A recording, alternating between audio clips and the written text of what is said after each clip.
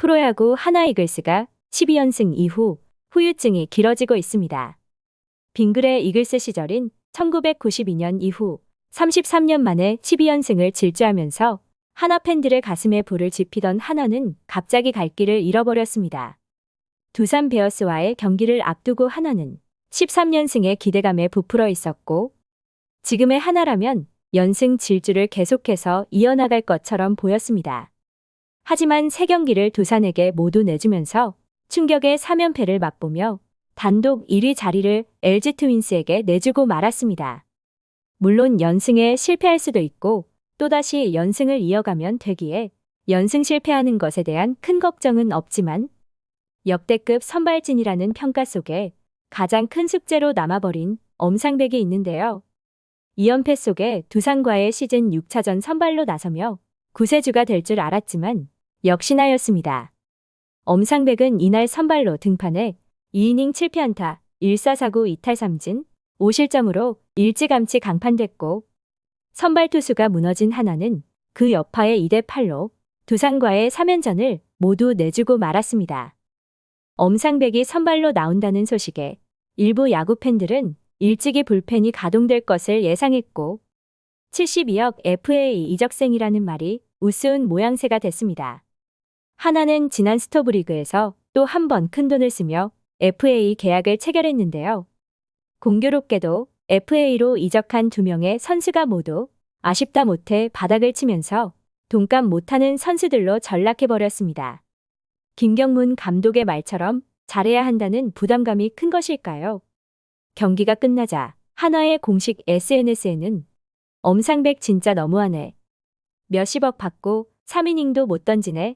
이럴 거면 서산 보내고 준서를 올리세요.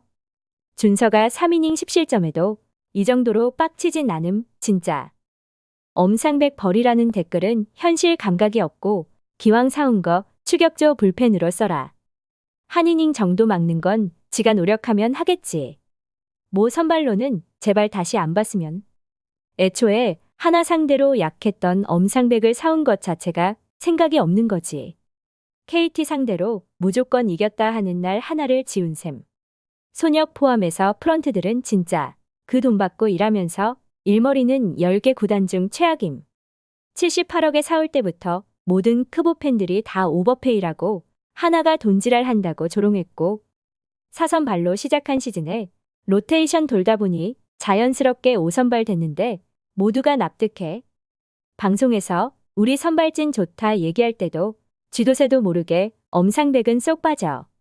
선발진 중에 자기 빼고 모두가 아무리 컨디션이 안 좋고 실점해도 최소 5이닝씩은 먹어주는데, 자기는 안타 홈런 골고루 쳐맞고 강판당해 불펜들 부담만 늘고, 워크애식 좋고 선발로서 책임감도 가지는 나머지 선발 투수들이랑 같은 선발이랍시고 껴있을 때 현타 안 오나.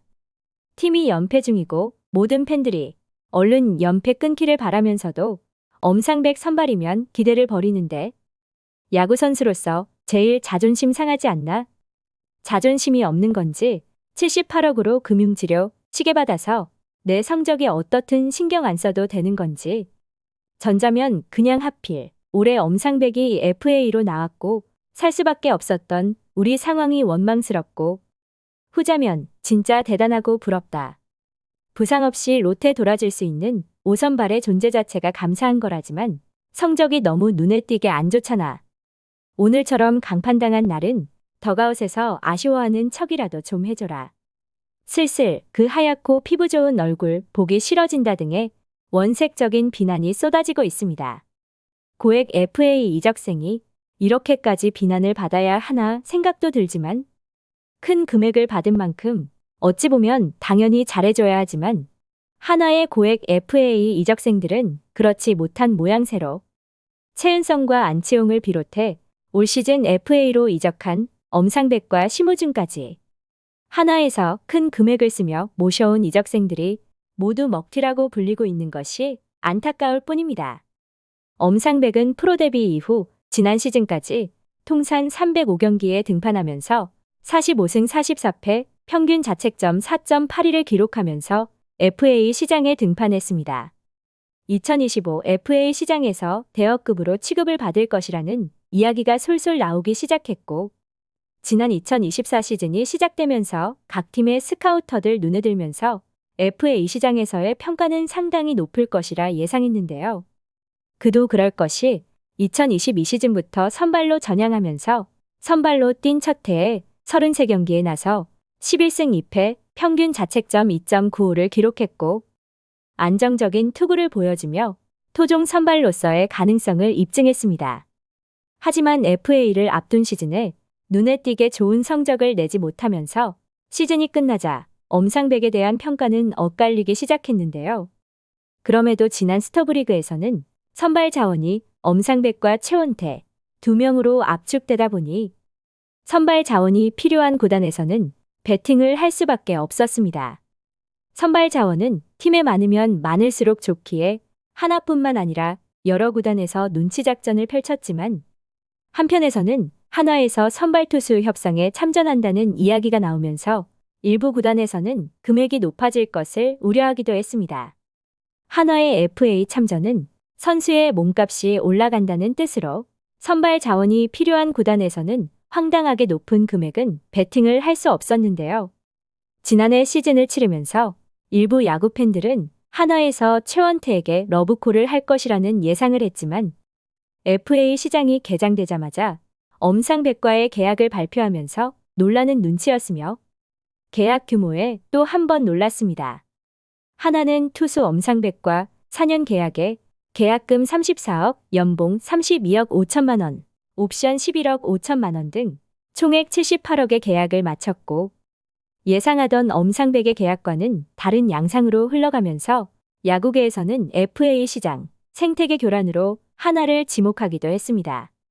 사실상 터무니없는 금액을 줬다는 비난이 많았고 그도 그럴 것이 원소속 팀이었던 KT 위즈에서 스토브리그가 시작되자마자 SSG 랜더스와의 1대1 트레이드를 통해 선발 투수 오원석을 영입하면서 FA 시장에서 엄상백을 잡지 않겠다는 의미로도 해석됐는데요.